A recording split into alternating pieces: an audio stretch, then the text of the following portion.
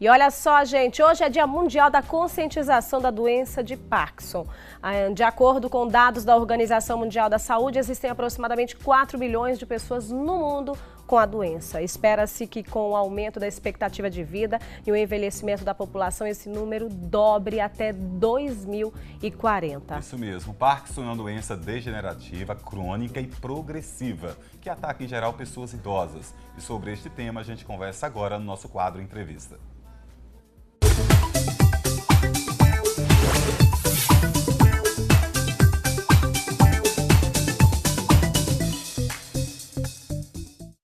E nós estamos aqui com um convidado especial, Dr. Roberto César Prado, neurologista, coordenador do ambulatório de Parkinson do HU e professor. Muito bom dia, seja bem-vindo ao nosso programa. Bom dia, Jaqueline. Bom dia, Rogério. Doutor, para a gente começar primeiro, vamos explicar o que é o Parkinson para quem está em casa. De uma linguagem, a gente já fez uma introdução, mas é importante que o senhor explique para quem está em casa sintomas e como perceber. Como tão bem colocou Rogério e você, Jaqueline, é uma doença crônica, degenerativa, mas que tem um curso muito lento e ela não afeta a memória, como há essa comparação com a outra doença degenerativa muito prevalente, que é a Alzheimer, que tem um outro dia para ela. A doença de Parkinson é principalmente, os sintomas são motores, quer dizer, a mobilidade do paciente foi completamente prejudicada, mas ele continua lúcido e orientado. Então é um paciente que precisa de muita ajuda quando do início dos sintomas para manter ele em atividade, na sua profissão inclusive. O senhor falou do início do sintoma, né? Como a gente detecta esse diagnóstico inicialmente? Pois é, Rogério, na verdade, mesmo hoje a transtornos do movimento, distúrbios do movimento é uma subespecialidade da neurologia. Então mesmo o neurologista bem treinado em distúrbios do movimento, a gente já tem esse ambulatório aí no HU desde 97 e estamos treinando os residentes e alguns colegas que vêm para treinar, que têm interesse particular por distúrbios do movimento. Mas mesmo o neurologista bem treinado, quando nós damos o diagnóstico, já temos alguma perda, quer dizer, a doença já vem aí há algum tempo, infelizmente. Então, um dos sintomas que não leva o paciente ao médico, que é a lentidão, tecnicamente a bradicinesia, é um sintoma muito importante e não leva o paciente ao médico. O que leva o paciente ao médico em geral é o tremor, pelo constrangimento que ele causa. Então, na verdade, a doença tem uma lentidão do movimento, que aí já começa com ele, né? Antes da doença começar mesmo, existe também uma perda da olfação, existe depressão, uma tendência maior à depressão do que em qualquer outra doença, e existe também uma constipação intestinal. Outros sinais, assim, bem indiretos, que podem vir antes dos sintomas motores propriamente dito. Então, quer dizer, é preciso estar bem atento. Os médicos. A perda da olfação, é isso? Perda da olfação, exatamente. Significa exatamente. Você perder, quer dizer, uma pessoa de 60 anos, eles fizeram essa pesquisa no Canadá, paciente de 60, 65 anos, que tem perda da olfação, a chance de desenvolver Parkinson é maior. Quer dizer, a doença afeta o bulbo olfatório, o nervo olfatório também, no início. Então, são dicas. O que seria trocar ou perder essa olfação? O que seria, para quem está em casa, qual seria, de uma forma mais simples, para que a gente possa entender o que seria? Na verdade, existem testes padrões para ver a olfação, mas o idoso que refere perda de olfação, que não tenha outra causa aparente, quer dizer, uma causa, uma rinocinusite grave, um traumatismo de crânio que tenha deixado essa sequela, se seja uma perda de olfação sem outra explicação mais simples, a gente precisa pensar que aquilo pode ser o início de uma doença degenerativa. Então, é um sintoma que pode... Pré-motor, é bem lá adiante, pré-clínico a gente diria até. Nesse caso aí não chegou a ter o tremor, mas que já pode ser um indicativo. Pode ser um indicativo. Esse doente merece uma observação maior do neurologista, do geriatra, do clínico que o acompanha. No caso de quem tem o Parkinson, pode vir de outras pessoas, pode ser hereditário, pode ser do pai, pode acontecer isso? Então, na verdade, o Parkinson não é uma doença hereditária, ela é esporádica. Existem casos raros em que existe um gene, uma genética familiar favorável, mas ela em geral é uma doença esporádica. nesse caso seria esporádica, pode dar né?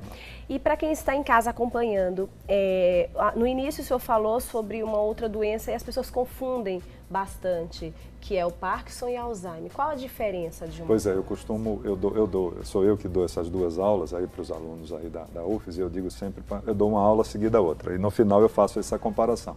Digo, Alzheimer não mexe nada com o corpo, mexe com a mente, mexe com a memória, mexe com a cognição, com a orientação, mas o corpo fica perfeito, não tem absolutamente nada. Já o Parkinson, a pessoa fica lentificado, rígido, desequilibrado, mas a mente está perfeita. Mas a voz vai se alterando também no Parkinson, de forma que ele fica bem prejudicado, embora esteja lúcido e orientado. No caso do Parkinson, é uma doença para pessoas com a idade mais avançada, ou pode acontecer de pessoas jovens também? Pois é, isso é muito bem lembrado, porque classicamente a gente vê essa percentual que você citou no início do programa, é 1% da população com 65 anos no mundo todo, dando esse número alarmante. Em Sergipe, a gente, embora tenha uns 500 pacientes cadastrados no HU, a gente acha que tem muita gente ainda que não está vindo, que não está tendo essa condição no interior, embora seja um ambulatório gratuito, e a medicação, grande parte dela... Isso é importante, né? Né? Tem gente que nem sabe, acaba desconhecendo esse serviço, não é? Existe um tratamento especializado, né? Tratamento especializado, quanto antes melhor, porque tem uma sequência de medicamentos que a gente usa, e a maioria dos medicamentos é distribuído gratuitamente pelo governo. Muito interessante. Só para a gente concluir, então, sobre essa questão da idade. Então, há pessoas, nós temos no nosso ambulatório, tanto na clínica privada como no HU, pessoas em torno de 40 anos com doença de Parkinson. 40 anos? Claro que é um menor percentual, mas existe a possibilidade, sim, de começar em torno dos 40, antes dos 50 anos. Chama o Parkinson início precoce. O foco principal do tratamento, doutor, são os medicamentos, evidentemente, mas uma outra forma de tratamento, como, sei lá, exercícios, como fazer uma hidroginástica, uma caminhada. Muito bem, Rogério, eu queria aproveitar para dizer também, o foco do tratamento no medicamento é restabelecer a dopamina. O que falta no cérebro do Parkinson é uma substância chamada dopamina. Então, todo o tratamento medicamentoso é dirigido diretamente, dando a própria levodopa que se transforma em dopamina, ou dando medicamentos que aumentem a disponibilidade de dopamina no cérebro. Esse é o tratamento medicamentoso. O que você falou é muito importante, a atividade física é absolutamente importante. A gente deu uma aula em São Paulo o ano passado sobre isso, exclusivamente. Tem saído trabalhos e mais trabalhos sobre atividade física e doença de Parkinson. E mais uma coisa, Rogério, é sobre o tratamento cirúrgico. Existe sim. E Aracaju já tem tratamento cirúrgico. Nós temos hoje uma estimulação cerebral profunda, né, chamada estimulação cerebral profunda, que já temos cirurgiões, um grupo, 3 pelo menos, muito bem treinados para fazer isso. Ainda é um tratamento caro, porque envolve um estimulador, um eletrodo cerebral que é colocado, mas a condição técnica nós temos de fazer. No estado de Sergipe. No estado de Sergipe. E sobre essa questão da cirurgia, como é que funciona? Como seria essa cirurgia? Então, essa cirurgia, como eu já disse, é uma estimulação cerebral, você coloca tipo um marca-passo, como um marca-passo cardíaco, e um eletrodo vai numa determinada área do cérebro. Essa área é escolhida a depender do caso. Um dos sintomas que mais se beneficiam, que some completamente, isso já foi tema de algumas reportagens na TV, é o tremor. O tremor. O tremor e a rigidez têm uma melhora considerável. Então, não é para todo caso, a cirurgia não é para todo caso. Não é recomendado. E não é a cura da doença, é bom lembrar isso. Mas como esse aparelho é regulável, então você dá, ele passa 2 anos, depois você regula, vai regulando.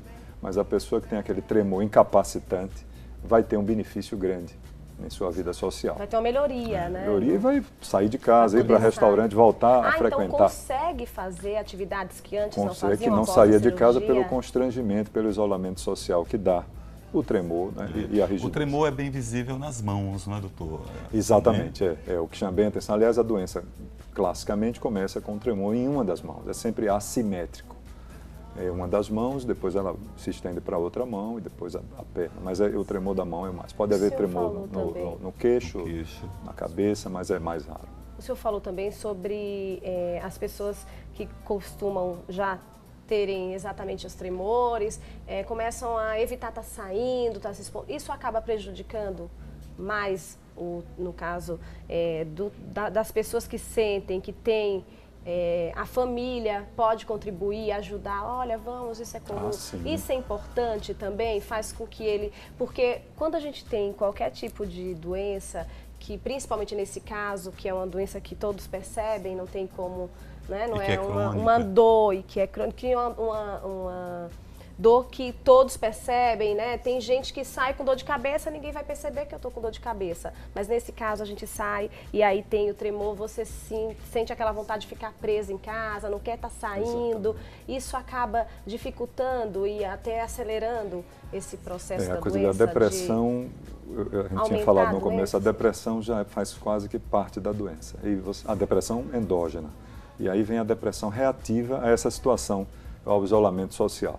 Então, é por isso que a cirurgia trouxe esse benefício, porque tira pelo menos um dos fatores de constrangimento, que é o tremor acentuado, que não lhe permite estar em lugares públicos. Então, isso tem uma melhora grande, né?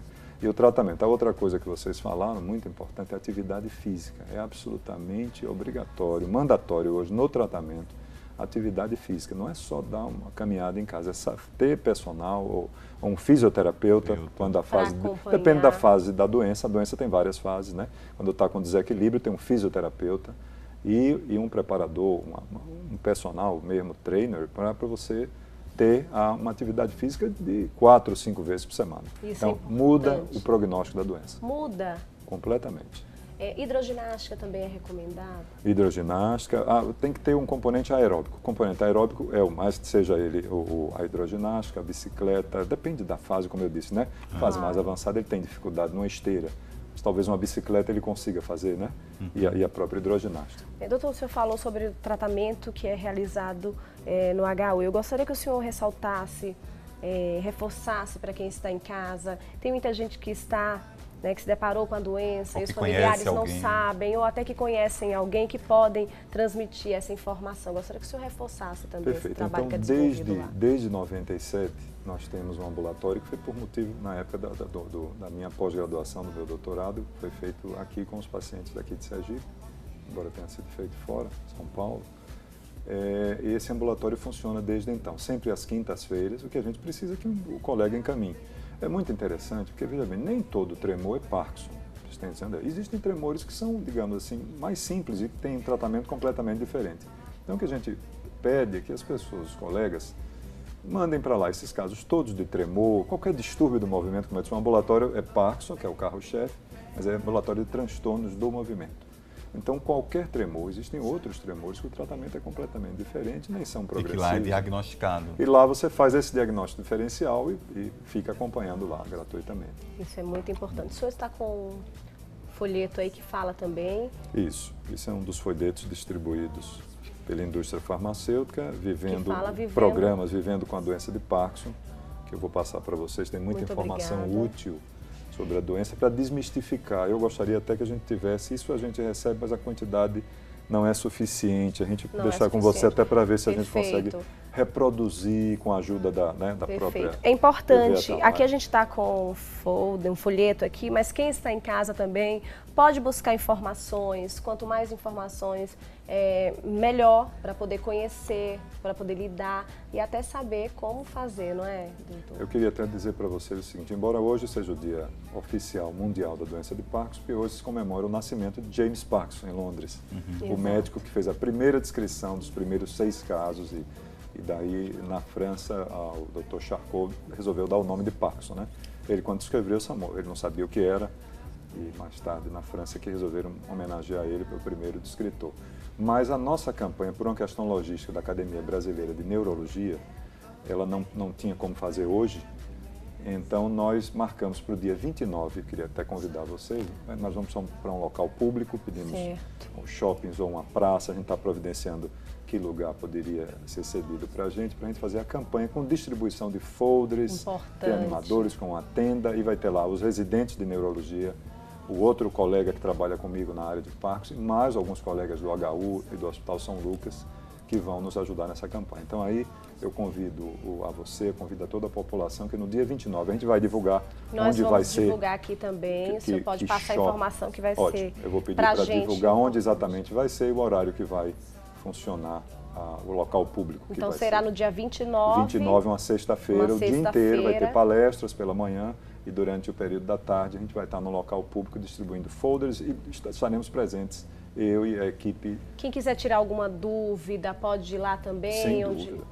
É importante essa conversa, não é? Exatamente. Os profissionais estarão pessoalmente, pessoalmente. conversar. É um evento de esclarecimento, né? Esclarecimento e conscientização mesmo, né? E até pessoas que pensam que tem, que não tenha, e tem outras coisas até que são mais simples. Doutor, existe um número de quem tem Parkinson aqui em Sergipe, números de pessoas que têm... Pois é, o que nós temos, Rogério, nós não temos essa... Eu ia até fazer, se a gente fizesse o IBGE, as pessoas com mais de 65 anos calculassem 1%, é o número provável que Sergipe teria. O que nós temos é assim, o HU nós temos 500 pacientes cadastrados nesse ambulatório público, certo, que já nos acompanha. Desde 97, você vê que é uma doença de longa duração. Os pacientes que começaram em 97, grande parte deles ainda estão aí.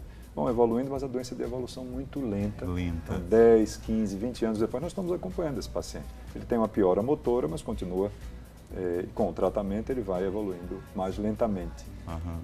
Doutor, então, a gente agradece a participação do senhor aqui em nosso programa.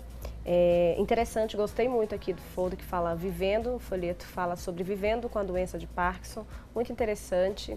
Aqui, para você que está acompanhando aí a nossa programação, vale a pena conhecer, dia 29 de abril agora vai ter um evento, a gente vai divulgar, vai passar essa informação para que a gente possa contribuir também, porque a informação é essencial e é importante, não é, doutor? Isso sim, e, inclusive tem pessoas, por exemplo, o nosso ator global, Paulo José, portador, já fez uma campanha divulgando, né? A gente procurou até trazê-lo aqui a Aracaju, numa outra oportunidade. Ele, portador, além de o Papa João Paulo, que vocês acompanharam, e várias pessoas que ajudaram muito a divulgar.